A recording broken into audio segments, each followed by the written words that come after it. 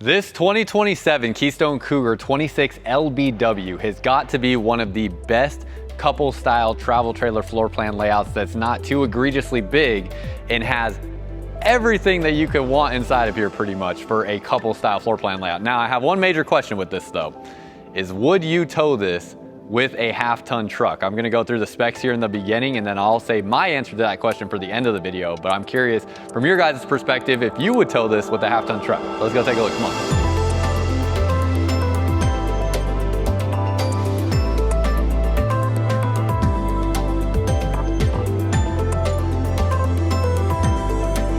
What's up y'all, welcome back to another video. If you're new here, my name is Miles with Firmly Unbound and this here is the 2027 Keystone Cougar 26 LBW. And you can see here it is in their Cougar half-ton lineup. You'll be able to see the floor plan layout and the specs on the screen. And I'm curious if you would actually tow this with a half-ton truck or not. As we go through the specs, the most important one is certainly going to be that hitch weight, where the hitch weight is 920 pounds and your unloaded vehicle weight rating on here is 7,290 pounds. So all that said, curious from your guys' perspective as the audience, if you would tow this with a half-ton truck or not. Let me know down below in the comments. Couple things on the outside real quick that are very important to show you because Keystone Cougar is doing some very impressive things from a travel trailer perspective. One of the most impressive being that this is going to be the only travel trailer that I'm aware of in this size and price segment that is going to have a water manifold system.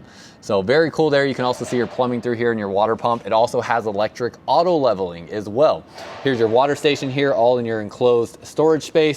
And then you have a 30 amp solar charge controller, aluminum framing, wrapped subfloor underneath here, multiple lights through this space, and prep to add another inverter there to run an air conditioner off of your battery system if you would like to get that kind of setup going on this travel trailer. Beautiful looking molded fiberglass front cap, 3/4 cut, so you have your rock guard right here, two 20-pound propane tanks, and then you have your spot here for batteries as well with your battery disconnect box. Power tongue jack up front. And then we come around this way, they are utilizing a drop frame underneath here to get you a taller storage space in here as well. So a nice looking storage bay that you have through this area, and you have outlets right here as well. And you also have an awning switch outside, so you can easily move your awning in and out from outside without having to go inside. Come around this way and you're going to have ABS on this travel trailer, also a nice brushed gold rim that we see on here that matches the aesthetic of this camper, and an upgraded road armor suspension system that gives you 6 inches of travel on that suspension system. So lots of exterior upgrades. And then one of the other big things, they finally added stickers here. I was one of the big advocates pushing for Keystone to add stickers to their RVs so people understand what they're looking at.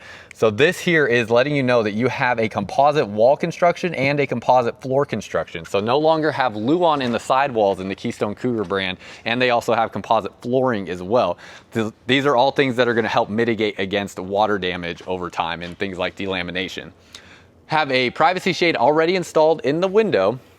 And then when we walk in, this floor plan is just magnificent. First of all, outlet right here, right when you walk in on the countertop area, you have a pantry space right here. I really need to get on the other side of the store. The store opens in a way where I'm stuck outside now. And then love this, you have a nice spot to hang some clothes. And okay, cool. I was like, please tell me they put this in here. You have an outlet there so you can put a cordless vacuum in this space as well, as long as you can get one that will fit within these dimensions here. And the width on that, well, the width is going to be a little tricky to determine exactly too, because you can kind of wedge something back in through here. The width through this doorway is 7 inches. So that's what you're working with there, is a 7-inch opening into that space. You have all this shelved out space here as well. Door closes. You have a light that automatically turns on when you open that. But then look at just how open all the space is in this travel trailer. Big windows all along your non-campsite there. So multiple windows in that space. Tons of floor space through this area. Good amount of kitchen countertop space, a lot of room to work with there. The bathroom is fantastic. We're gonna get to that in a second. And then as we turn back around this way, we have a king size bed in the bedroom. So people wanting that king size bed, get that in this floor plan layout as well. I think that's something that may add to the tongue weight on this, because the tongue weight is quite heavy. A lot of times travel trailers, it's like a rule of thumb that 10% of the unloaded vehicle weight rating would be about your tongue weight, but this is well over 10% here. So king bed might be contributing to that. Have a little cubby storage underneath here, and then you have some storage space here under the bed as well. Kind of interesting how they split that up. And then you also have a little bit more of a premium mattress coming on the Keystone Cougar brand as well. It's a little on the soft side, so people that like a firm mattress may not like that, but everyone else might find that that mattress is plenty adequate for them. Absolutely tall ceilings in here, so you can see I'm standing at 6'3". Even going through the shortest part, the door frames of this travel trailer is gonna be better than some fifth wheel RVs where you have ceiling height here good for about 6'6" before you're gonna have to start worrying about ducking underneath that space. So you have about a 6'7" to 6'8" ceiling height. That gives you more wall space as well for a bigger TV there. You could probably fit up to like a 32-inch screen TV on the wall if you wanted to do that. You have outlets and USB ports here in the corner. The USB ports are incorporated into the outlet. And then you have your wardrobe storage, has a removable shelf here, and your spot to hang clothes. Got a second AC here in the bedroom, no problem staying cool within this space. And then we turn this way and you have this additional wardrobe storage here that also is going to double as washer dryer connections for a combo washer dryer unit there if you wanted to do a washer and dryer. Keystone Cougar is one of those brands that I would recommend for somebody looking to live full time in a travel trailer RV as well. There's only a couple of brands that I would really recommend that for, and Keystone Cougar would be one of them. You're going to have these dimmable lights here in the ceiling. Now, this is one thing I don't really love about this model is you have these individual puck lights here above the bed. Those are aggressively bright when it's late at night, early in the morning, or if you wake up in the middle of the night. I wish they had some sort of soft light option somewhere in here. This just feels like too premium of a travel trailer to not have that.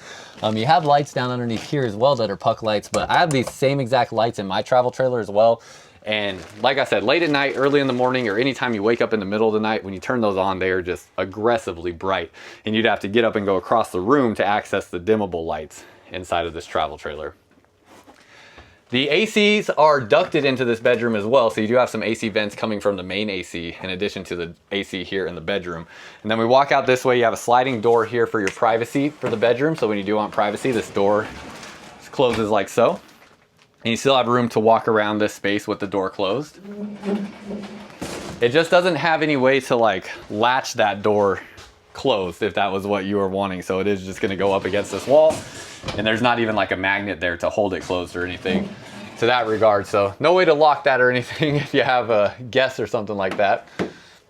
And plenty of room to entertain guests in this camper because you have this 2.5 cushion style sofa here. Couple things I like about this sofa. First of all, you have the flip down armrest right here, heat and massage in both recliners, outlets and USB ports there, and you have these little lights as well.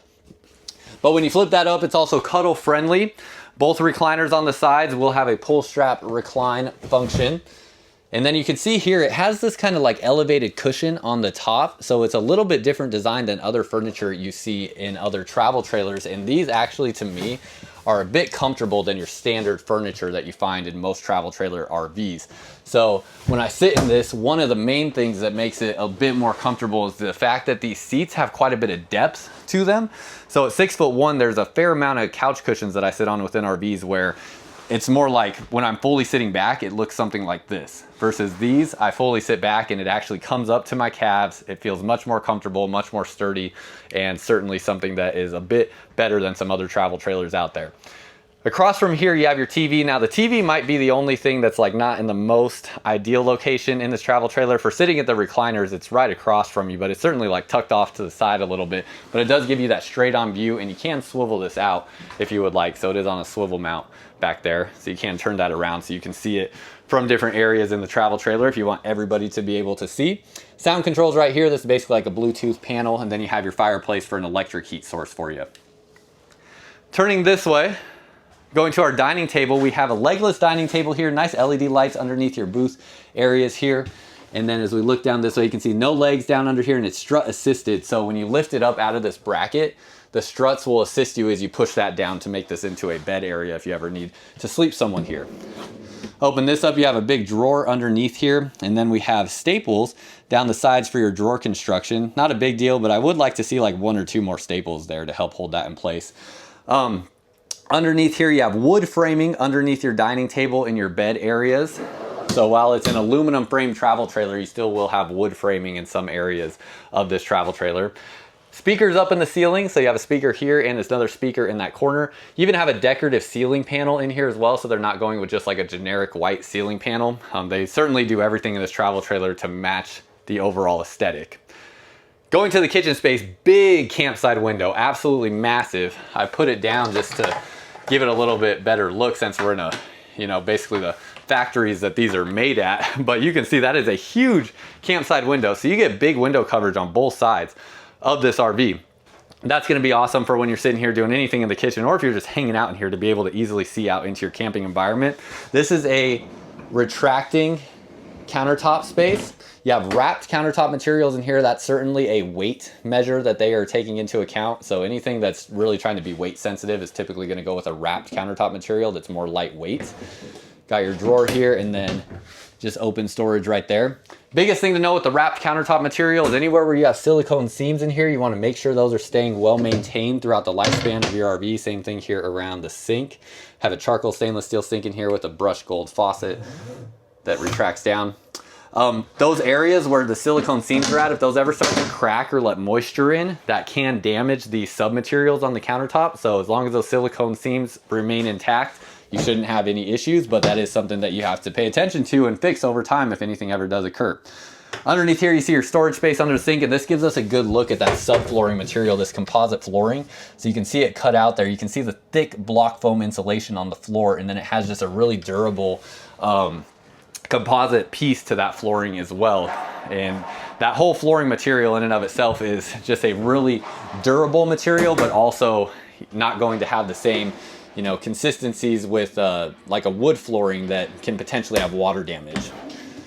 Big storage along this space. Like all that, you have a bigger pots and pans style drawer here underneath your stove, since they're going with the smaller stove. 3 burners, gas stove on that, sorry, smaller oven, not stove.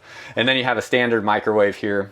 Big overhead storage in your kitchen space, and then your pantry area right here. If we open all these up, you can see all pretty much consistent, except you don't have a shelf there on the very bottom of that last cabinet door.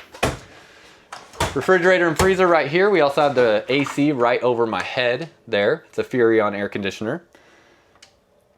See your space within your refrigerator and freezer. And with this air conditioner right here, it has a control panel right here.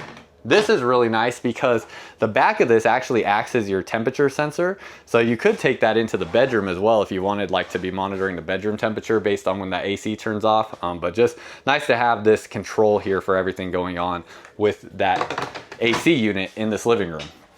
Now the bathroom might be the biggest selling point to this travel trailer. When we step inside here, you can see you got an absolutely massive mirror in this space that is backlit, good countertop space, better than most travel trailers. Porcelain foot flush toilet, a ton of storage through here, spot for a trash can, 3 drawers plus your storage underneath.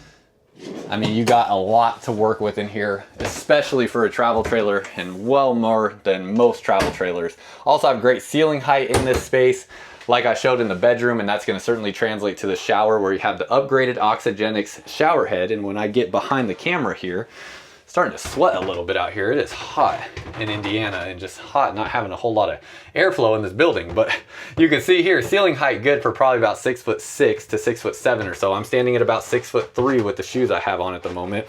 They are running shoes with quite the thick platform on them. So Oxygenics upgraded shower head here, and I do actually stand underneath the shower head, which is not common whatsoever for a travel trailer RV. Flexible shower curtain, and then that is pretty much everything on the interior space of this travel trailer. Big wide base here for the shower, and it's a plastic 2-piece shower. And you have your sliding door here for the bathroom. Same thing with this door here too. No way to keep that closed, so not even a magnet there, but it does offer really good privacy here in this space. Now that is everything on the interior of this camper or this travel trailer RV. Very curious your thoughts. Let me know what you think down below in the comments. And as we step out this way, I'm gonna run through my, actually I'll save it for the very end. Let's go through the last couple things before I talk about towing this travel trailer. I have a tankless water heater here, outdoor speakers up underneath the awning. We have a spare tire along the back, and we also are going to have an accessory hitch here. So you can put up to 300 pounds on this hitch. Going up onto the roof, let's get up here and see what we got going on up here. Okay, nice. Really like that they're doing thick seals through all the different areas that they're sealing on the roof here. This is something very important. You should be checking these seals from day one of buying an RV. Preventing roof leaks in an RV is fully attainable, but it does take being a diligent RV owner where you need to get up and check these things. And if there's ever any cracking, tearing, bubbling happening with these seals, as long as you fix and repair that stuff and catch it in time, you should never encounter a roof leak. Up here, we have a 220 watt solar panel. You can also potentially find these ordered at dealership lots with 440 watts of solar. And Keystone Cougar, they also have various other solar packages. So really well equipped to expand on solar with this line if that was something that you wanted to do.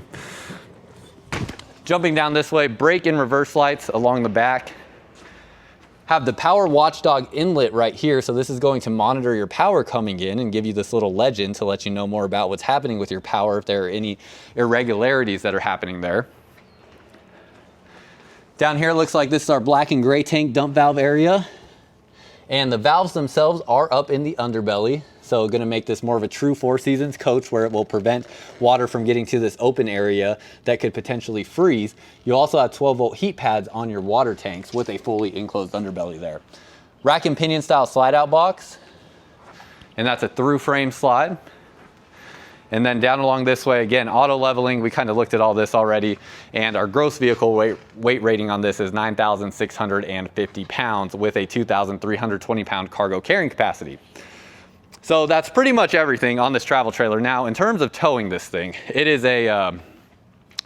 it's a debate for sure. Where I stand on this, I personally would not tow something this big with a half-ton truck, especially with my particular half-ton truck. I have a Toyota Tundra, it's a 2023 model, and it's a 1794 package with the TRD off-road package, and with all that combined, my payload capacity on that truck is only 1,200 pounds. Now that payload capacity or cargo capacity on a truck is directly correlated to the hitch weight on a trailer, and the hitch weight on this being 920 pounds unloaded means that is easily I've already weighed the tongue weight on my camper fully loaded, and I know that I loaded up about 80 to 100 pounds on the tongue weight. So I'd easily be approaching 1,000 pound tongue weight. Between me, my wife, and my child, just us alone, we already would exceed the cargo capacity on my truck. And I like to bring a lot more than just us on our trips. I like to bring, coolers. Sometimes I'll bring, mountain bikes. I'll bring a motorcycle. I'll bring a generator.